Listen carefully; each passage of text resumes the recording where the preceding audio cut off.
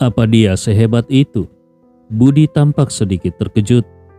Tuan rumah bermaksud untuk menarik Deva ke istana obat, ke istana Raja Obat. Benar, istana Raja Obat membutuhkan orang berbakat seperti itu. Lukas mengangguk. Tapi Deva sudah membunuh Dodi.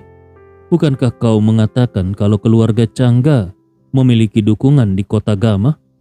Kalau dukungan keluarga Cangga mencari masalah pada Deva, apa yang harus kita lakukan? Budi sangat bingung.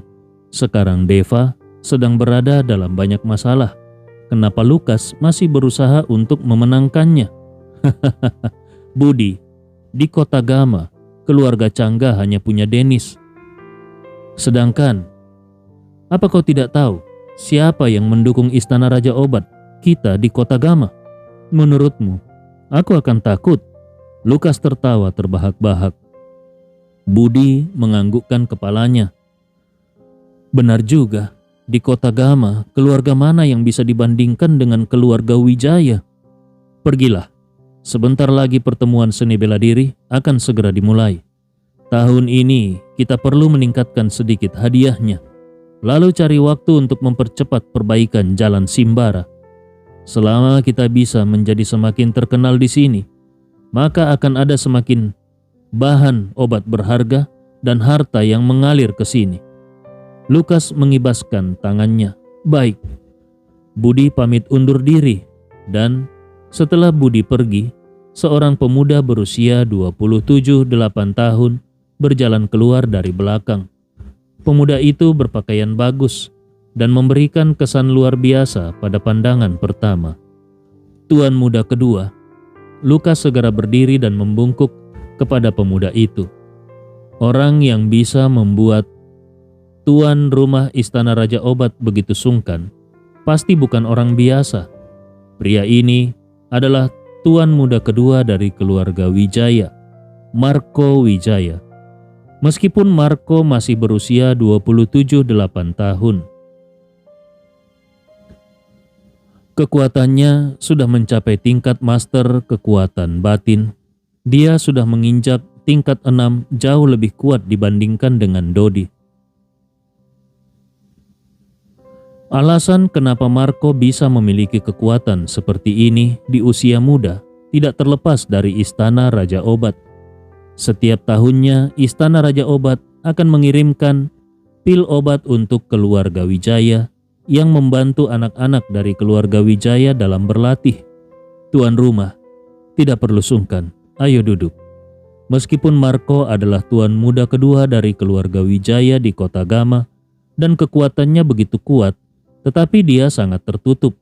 Tuan muda kedua, pertemuan seni bela diri tahun ini, Anda akan hadir langsung. Apakah ada sesuatu? Setelah duduk, Lukas bertanya dengan hati-hati pada Marco. Ya, Marco mengangguk. Keluarga Wijaya sudah kehilangan sebuah benda spiritual. Benda spiritual ini dapat menyehatkan tubuh dan mengubah nasib buruk menjadi keberuntungan. Jadi aku akan datang untuk melihat apakah benda spiritual ini akan muncul di pertemuan seni bela diri. Setelah mendengar ini, Lukas kaget. Tuan muda kedua, apakah ada orang di dunia ini yang berani mencuri dari keluarga Wijaya? Marco tersenyum canggung. Jangan banyak bertanya lagi. Akan ada beberapa bawahan dari keluarga Wijaya yang hadir. Yang penting, kau melayani dengan baik saja. Lalu jangan beritahukan kepada siapapun kalau aku datang kemari. Tuan muda kedua tidak perlu khawatir. Aku tidak akan mengatakan apapun. Lukas mengangguk. Semakin dekat dengan pertemuan seni bela diri, semakin banyak orang yang mulai berdatangan ke kota Tawil. Kota yang hanya memiliki penduduk sekitar 10.000 orang saat ini sudah menjadi ramai. Deva mengikuti Yuki ke kota Surau selama beberapa hari untuk menemani Juan lalu kembali ke kota Ithaka. Awalnya, Deva ingin Yuki tetap tinggal di kota Surau. Tapi kemunculan pelindung kanan dan pelindung kiri dari lembah Palem membuat Deva tidak berani membiarkan Yuki berada jauh darinya lagi. Sore harinya, Yansen mengantar Deva dan Yuki kembali ke kota Ithaka. Kalian berdua akhirnya datang juga. Aku sudah menunggu kalian selama beberapa hari di sini." Melihat Deva dan Yuki sudah kembali, Eli bergegas berkata, "Eli, untuk apa kau menunggu kami? Kau tidak bekerja?" Yuki melihat Eli yang menunggu mereka bertanya dengan heran. Deva juga bertanya dengan bingung, "Apa terjadi sesuatu?" "Aku sudah mengundurkan diri, tidak bekerja lagi," kata Eli. "Mengundurkan diri?" Deva dan Yuki menatap Eli dengan heran. Mereka tahu kalau cita-cita Eli adalah menjadi seorang detektif dan menghilangkan kekerasan. Kenapa tiba-tiba mengundurkan diri begitu saja? "Kenapa kau mengundurkan diri?" Yuki berkata dengan kaget. "Aku mau menjadi lebih kuat. Hanya dengan menjadi kuat, aku bisa membantu yang lemah dan menghukum yang kuat. Aku ingin menjadikan Deva sebagai guruku." Eli menatap Deva dengan tegas. Selama ini Eli merasa sangat terpukul saat berhadapan dengan kekuatan yang tidak tersentuh. Walau dirinya merupakan seorang anggota Majelis Perlindungan Hukum, tetapi seolah tidak bisa memberikan efek jera. Inilah yang mendorong Eli untuk mengundurkan diri dan ingin membuat dirinya menjadi lebih kuat. Perkataan Eli sontak membuat Deva hampir terjatuh. Yuki menutup mulutnya dan tertawa. "Eli, kamu gila ya? Kau ingin menjadikan Deva gurumu? Lalu kau harus memanggilku apa? Apa kau harus memanggilku Nyonya Guru?" "Siapa yang mau memanggilmu Nyonya Guru? Kalian berdua belum menikah. Kau sudah berani berbicara seperti itu. Dasar tidak tahu malu." Eli melirik malas pada Yuki lalu berkata pada Deva, "Deva, aku mau menjadikanmu guruku. Tolong ajari aku bela diri." "Aku tidak menerima murid." Deva menggelengkan kepalanya. "Tidak boleh tidak menerima. Aku pasti akan ikut denganmu. Kemanapun kau pergi aku akan ikut." Eli menarik lengan Deva dan sepertinya dia akan bersandar pada Deva. Deva melihat Eli yang seperti itu menjadi tidak berdaya dan menatap Yuki dengan pasrah. Dia ingin Yuki membantunya membujuk Eli. Yuki tertawa. "Aku tidak bisa membantumu. Kalau tidak bisa, kalian bisa membicarakannya." Deva menghela nafas. "Aku bisa mengajarimu, tapi aku tidak bisa menjadi gurumu. Aku bisa memberi beberapa petunjuk padamu sesekali." Deva berkompromi dengan pasrah. "Boleh, kau hanya perlu mengajariku." Eli tersenyum lalu menyeret Yuki dan kabur sambil berkata, "Yuki, aku akan menunjukkan foundation yang baru kubeli. Sangat luar biasa." Melihat punggung kedua wanita itu, Deva tersenyum ringan. "Tuan Deva, Fata sudah membawa semua bahan obatnya." Yansen menghampiri dan berkata pada Deva. Deva mengangguk lalu mengikuti Yansen ke dalam ruangan. Ini adalah ruangan terpisah yang diminta dibersihkan oleh Deva. Dia berencana menggunakannya untuk alkimia. Fata melihat Deva datang dan segera menghampiri. "Tuan Deva, semua bahan obat dari Iro sudah diterima. Bahkan Iro memberi lebih banyak lagi. Sepertinya mereka tidak tahu kalau Dodi sudah mati." Deva melirik bahan obat yang ada di lantai. Semuanya adalah bahan obat berkualitas tinggi dengan usia di atas 100 tahun. Energi spiritualnya juga kaya dan murni. Tidak, mereka pasti sudah tahu sejak awal. Deva melihat bahan obat itu dan tersenyum ringan. Kalau saat Dodi baru terbunuh, Iro mungkin tidak mendapatkan kabar secepat itu. Tetapi sekarang sudah belasan hari berlalu. Iro tidak mungkin tidak tahu. Kalau kejadian sebesar ini tidak diketahui oleh Iro, maka mereka tidak akan bisa mencapai skala seperti ini. Lalu kenapa Iro yang sudah mengetahuinya masih berbisnis dengan kita? Aku mengutus seseorang untuk berpura-pura menjadi utusan keluarga Changga dan berdiskusi dengan mereka. Fata berkata dengan wajah kebingungan. "Aku tidak terlalu tahu tentang itu, tapi mungkin mereka punya rencana lain." Deva juga tidak tahu apa yang disembunyikan oleh Iro dan dia meneruskan perkataannya. "Karena bahan obatnya sudah dikirim, maka kita akan menerimanya. Kebetulan aku akan membuatkan sedikit pil obat untuk kalian berdua, agar kekuatan kalian bisa meningkat. Terima kasih, Tuan Deva. Fata dan Yansen menjawab dengan penuh semangat. Terutama Yansen. Setelah datang ke kota Ithaka, dia sangat tergerak. Dia selalu ingin meningkatkan kekuatannya sendiri. Dan kalau dia bisa mencapai tingkatan master kekuatan batin suatu hari nanti, dia tidak akan punya penyesalan dalam hidupnya. Deva menyuruh Yansen dan Fata untuk berjaga di luar, sementara dia duduk bersila dan mulai membuat pil obat dengan bahan obat yang ada di depannya. Deva tidak menyisakan untuk dirinya sendiri dan memberikan semuanya kepada Fata dan Yansen. Yansen diberikan lebih banyak karena kekuatan Yansen terlalu rendah. Mereka berdua melihat pil di tangan mereka dengan kegembiraan dan rasa berterima kasih. Mereka tahu betapa berharganya pil itu. Itu terbuat dari bahan obat berharga puluhan triliun, dan Deva memberikan semuanya kepada mereka.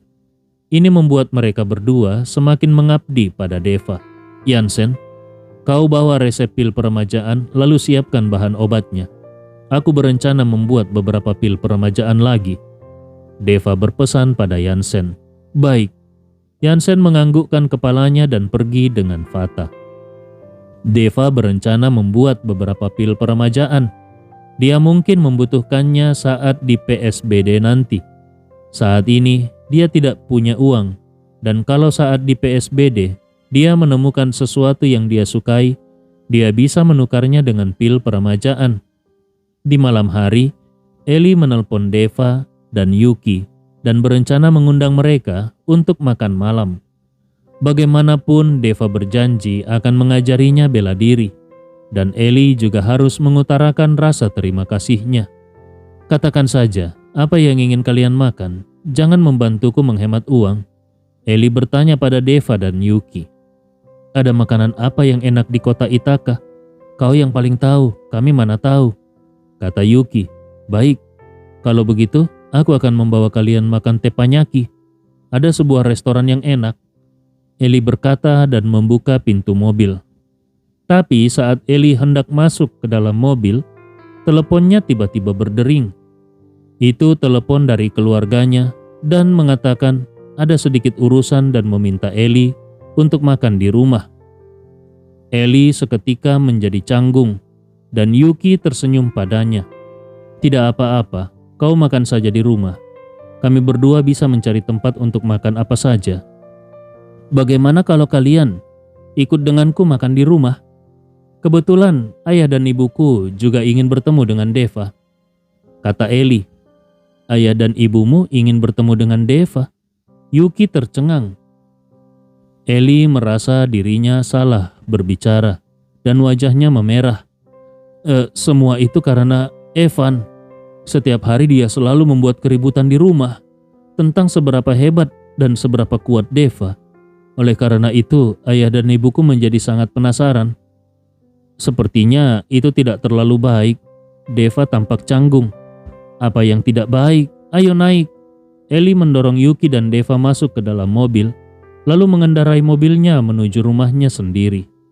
Orang tua Eli juga merupakan tokoh terkemuka di kota Ithaka. Namun, karena tinggal di area perumahan yang biasa, rumah dengan 3 kamar tidur dan 2 ruang tamu sudah cukup luas. Pada saat ini, di lantai bawah sebuah Rolls-Royce Phantom terparkir di area perumahan. Tampak tidak selaras dengan perumahan itu. Mobil siapa ini? Kenapa parkir di sini? Ini plat mobil kota Gama. Eli menggerutu. Deva dan Yuki membawa hadiah dan ikut di belakang Eli. Karena ini pertama kalinya mereka datang ke rumah Eli, mereka tidak boleh pergi dengan tangan kosong. Dan saat Eli membuka pintu, dia menemukan ada 2 orang lagi di dalam rumahnya dan membuat suasana di rumah itu sedikit tertekan. Deva dan Yuki ikut masuk dan seketika merasa suasananya tidak benar. Deva menatap seorang pemuda yang sedang duduk di sofa. Fluktuasi energi pada pemuda ini telah mencapai ranah master kekuatan batin bahkan melampaui Dodi. Dan di belakang pemuda itu ada seorang pria parubaya yang tinggi dengan wajah yang serius. Pria parubaya itu memiliki aura yang lebih kuat lagi, melebihi pemuda itu. Kalau mereka berdua diposisikan di kota Ithaka, maka mereka bisa menjadi ahli nomor 1 dan 2. Sekarang, Deva akhirnya mengerti kenapa Rei mengirim putranya untuk belajar di luar. Sepertinya dunia bela diri di luar bagaikan langit di atas langit. Pemuda itu sepertinya merasakan aura di tubuh Deva dan menatap Deva. Namun dia menarik pandangannya dengan cepat. "Ayah, ibu, apa yang dia lakukan di sini?" Eli menatap pemuda yang duduk di sofa dan bertanya kepada orang tuanya dengan marah. "Eli, tentu saja aku datang untuk menemuimu. Meskipun kita berdua sudah membatalkan pernikahan, tapi sekarang baik kau maupun aku belum menikah, kita masih bisa bersama." Pemuda itu bangkit berdiri, menatap Eli dan berkata dengan penuh senyuman, "Ken, jangan berharap lagi. Walaupun aku harus hidup sendirian sampai tua, aku tidak akan mau menikah denganmu. Apa kau belum cukup mempermalukanku waktu itu? Kenapa kau tidak pergi mencari Nona Wijaya? Apa kau dicampakkan olehnya?" Eli memandang Ken dengan jijik. Ken tidak marah. Dia berkata sambil tersenyum, "Eli, sebenarnya aku masih menyukaimu. Aku sudah lama mencampakkan Mary. Kali ini aku datang khusus untuk mencarimu." Ken berkata sambil meraih Eli. Eli ingin menghindar, tetapi ternyata Ken lebih cepat dan membuat Eli tidak bisa menghindar. Tangan Eli dicengkram oleh Ken dan raut wajahnya menjadi sangat jelek. Dia berusaha keras untuk melepaskan diri. "Ken, bajingan, singkirkan tanganmu." Orang tua Eli yang melihat itu hendak membuka suara, namun langsung ditatap oleh pria parubaya yang ada di belakang Ken. Dan tatapan yang memaksa itu membuat orang tua Eli mundur beberapa langkah dan raut wajah mereka menjadi jelek. "Siapa kau? Cepat lepaskan Eli. Kau ini seorang pria bajingan ya?" Yuki yang melihatnya berteriak marah pada Ken. Melihat kejadian ini, pria parubaya itu meledakkan auranya. Aura menakutkan itu menekan ke arah Yuki. Deva mendengus dingin dan menarik Yuki ke belakangnya. Energi spiritual dalam dirinya seketika meledak dan langsung bertemu dengan energi pria parubaya itu. Kekuatan yang bagaikan pegunungan langsung menekan dan membuat pria parubaya itu mundur beberapa langkah dan kemudian menstabilkan kembali posturnya. Kemudian Deva melangkah maju dan meraih pergelangan tangan Ken dan tiba-tiba melepaskan tangan Ken. "Kau sebaiknya menunjukkan rasa hormat kepada wanita." Suara Deva yang dingin dan matanya menatap erat pada Ken. Pria parubaya yang melihat kejadian itu seketika dipenuhi dengan keinginan untuk membunuh. Di provinsi Kana, kota Ithaka, masih ada pemuda berbakat seperti ini. Benar-benar menambah wawasan. Sambil berkata, pria parubaya itu mengepalkan tinjunya dan hendak menghantam Deva. "1, berhenti!" Ken membuka suara dan pria parubaya itu menghentikan tinjunya. Ken di sisi lain menatap ke arah Deva. Tatapan matanya penuh dengan rasa permusuhan. "Kau, siapanya Eli?" "Teman." Deva melepaskan Ken dan berkata dengan ringan. Ken melirik Deva lalu menyingkirkan rasa permusuhannya dan berkata, "Aku di sini untuk mengurus masalah, bukan untuk berkelahi.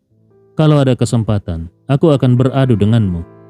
Setelah selesai berkata, dia menoleh dan berkata pada orang tua Eli, "Paman, masalah yang kubicarakan padamu tadi, aku harap kau akan mempertimbangkannya. Asal kau bisa membantuku menemukan orang itu, aku jamin akan menggunakan semua koneksi keluarga Bastian untuk memindahkanmu ke kota Gama untuk bekerja." "Aku akan mempertimbangkannya," kata ayahnya Eli. Ken mengangguk dengan puas lalu membawa pria parubaya itu pergi. "Ayah, Ken memintamu untuk mencari siapa? Apa keluarga kita tidak cukup dipermalukan? Kau masih mau membantunya?" Setelah Ken pergi, Eli berteriak pada kedua orang tuanya. Ayah Eli mengeluarkan selembar foto seorang anak perempuan. Dia memintaku mencari gadis ini. Katanya mungkin dia datang ke kota Ithaka. Dia ingin aku menggunakan seluruh koneksiku di kota Ithaka untuk menemukannya. Ini juga bukan masalah besar. Kau seharusnya langsung menolaknya. Untuk apa mempertimbangkannya? Aku rasa kau hanya ingin pergi ke kota Gama untuk menjadi pejabat. Eli berteriak marah dan langsung berlari keluar dari rumah.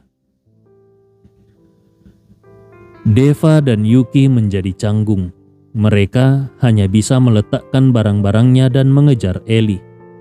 Setelah naik ke mobil, wajah Eli dibasahi oleh air mata. Dia terlihat sangat sedih. Yuki menghiburnya dengan lembut. Eli, siapa sebenarnya pria itu? Kenapa dia mengatakan kalian membatalkan pernikahan? Eli menyeka air matanya, lalu menceritakan kembali dengan perlahan. Ternyata saat Indrawan masih menjabat sebagai pejabat di kota Ithaka, dia memiliki hubungan yang baik dengan keluarga Bastian dari kota Gama. Saat itu keluarga Bastian hanyalah keluarga kecil dan setelah terkoneksi dengan Indrawan, keluarga Bastian perlahan-lahan menjadi semakin besar. Saat Eli lulus dari universitas, dia bertunangan dengan Ken dari keluarga Bastian atas bantuan Indrawan. Saat itu Eli merasa Ken sangat kuat dan tampan, jadi dia sangat menyukainya. Namun masa-masa indah itu tidak berlangsung lama. Setelah Indrawan pensiun, Ken membatalkan pernikahan dengan Eli. Saat itu dia melamar Mary Wijaya dari keluarga Wijaya di kota Gama di depan umum, dan ini memberikan pukulan besar untuk Eli dan keluarga Pratomo. Lalu hubungan antar dua keluarga juga terputus. Ken ini jelas-jelas lebih rendah daripada binatang. Yuki menggertakkan giginya dengan marah setelah mendengar itu. Deva yang mengemudi hanya bisa menghela nafasnya. Seperti yang dikatakan pepatah, orang pergi lebih cepat daripada teh menjadi dingin. Dan keluarga Bastian membuktikan pepatah ini dengan nyata. Tapi di dalam masyarakat zaman sekarang, orang seperti ini banyak ditemukan. Setelah makan seadanya, Deva dan yang lainnya kembali. Yuki tidur bersama Eli untuk menghiburnya, dan Deva menggunakan malam itu untuk membuat pil peremajaan. Keesokan harinya, Victor dari keluarga Vilan muncul. Tuan Deva, kalau ingin berpartisipasi dalam PSBD, kita harus berangkat hari ini. Kalau terlambat, kita tidak akan menemukan tempat untuk menginap. Victor berkata pada Deva dengan sopan, "Baik, kau tunggu sebentar, aku akan berpesan sebentar." Deva mengangguk dan berpesan pada Yansen dan Fata untuk menjaga Yuki dengan baik. Lalu ikut dengan Victor pergi ke kota Tawil. Kota Tawil dulunya adalah kota yang tandus. Namun karena pembangunan Iro ditambah lagi dengan PSBD yang diselenggarakan setiap tahunnya, membuat kota Tawil menjadi makmur. Rumah sakit, hotel, dan lalu lintas terlihat di mana-mana dan terlihat ramai, jauh lebih makmur dibandingkan dengan kota kecil tingkat 3 dan 4 lainnya. Tuan Deva, aku sudah memesan hotel sebelumnya, tapi skala hotel di sini tidak bisa dibandingkan dengan kota Ithaka. Aku berharap Tuan Deva dapat memakluminya. Victor dan Deva berhenti di depan sebuah hotel kecil. Tidak masalah. Deva tidak menuntut harus tinggal di mana. Dia juga tidak punya banyak permintaan. Deva memasuki hotel dengan Victor dan melirik sekeliling dengan santai. Dia menemukan di tengah aula utama hotel ada banyak ahli kekuatan batin dan termasuk beberapa master kekuatan batin. Ketika Victor melewati aula utama, banyak orang yang menyapanya dan menunjukkan Victor punya kenalan yang cukup banyak. Sampai di lantai 3, Victor membawa Deva ke kamar yang paling dekat dengan koridor dan berkata, "Tuan Deva, ini adalah kamar terbaik di hotel ini. Aku harap kau memakluminya." Deva masuk ke dalam kamar. Kamar itu tidak besar, hanya belasan meter persegi, dengan sebuah tempat tidur dan kamar mandi. Meskipun tidak luas, tapi kebersihannya sangat bersih. Lingkungannya juga bagus. Saat melihat keluar jendela, jalan satu-satunya di kota Tawil terlihat dengan jelas. Adik seperguruan Victor, apa kamarnya sudah selesai dipesan? Saat itu beberapa orang berjalan menuju arah Deva dan Victor. Yang berjalan di depan adalah seorang lelaki tua yang tampaknya sudah berusia 70 hingga 80-an tahun. Tubuhnya kurus dan urat-urat biru tampak di tubuhnya seperti mayat kering. Hanya saja sepasang matanya sangat jernih dan gerakannya sangat bersemangat. Di belakangnya ada dua pemuda, yang satu tinggi besar sangat jantan, sedangkan yang satu lagi tampak kurus dan lemah. Tapi matanya menawan. Aura di tubuhnya juga sangat terasa, seperti seekor ayam jago yang siap bertarung kapan saja, penuh dengan kesombongan. Pria yang berbicara dengan Victor adalah pemuda yang tinggi besar. Dia menatap Victor dengan senyuman di wajahnya.